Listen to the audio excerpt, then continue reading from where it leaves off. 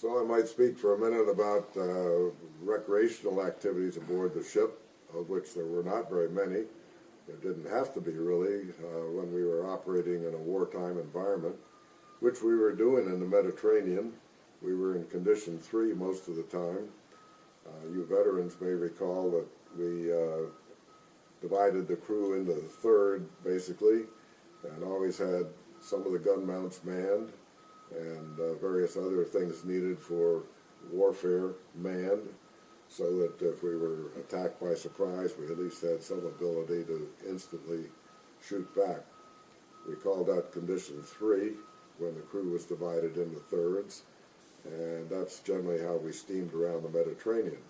So that meant that we were on watch for 8 hours a day, and then in addition to that we had our ship's work to do, and officers had some additional duties, particularly cryptographic duties I had, which took sometimes another 8 hours. So there were 16 hours in the day of work, either work at a workbench or something, or doing crypto work as I was, or whatever it might be, in addition to 8 hours of watch. That left 8 hours for sleeping, eating, and recreation, and not many of us were interested in recreation.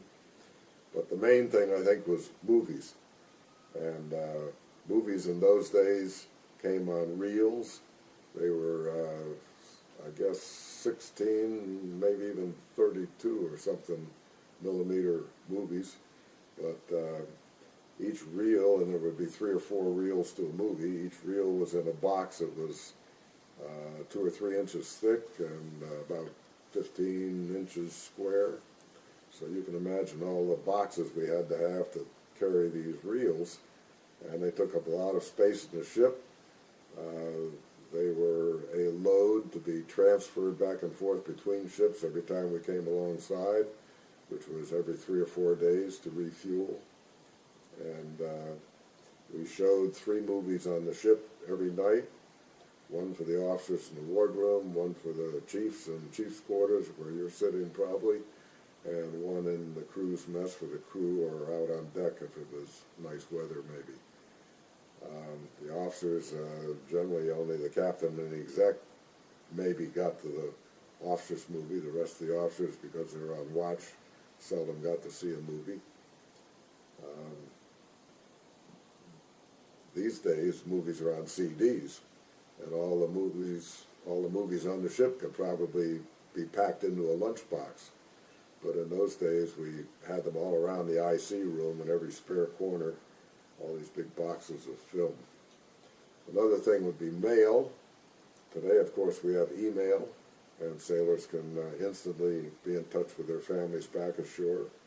But in the 50s, we were still operating as we had in World War II. We sent letters with postage stamps, put them in the mailbox, put them in a mail bag. Every 4 days when we came alongside to refuel, we'd pass them over to the tanker or to the aircraft carrier if we happened to be alongside a carrier or a battleship, or maybe even a cruiser we got fuel from.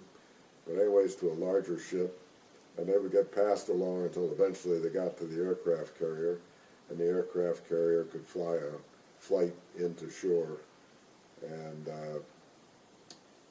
deliver the mail, pick up any urgently needed spare parts, bring them back to the carrier, and reverse the process to deliver the mail back through a oiler or another ship to us.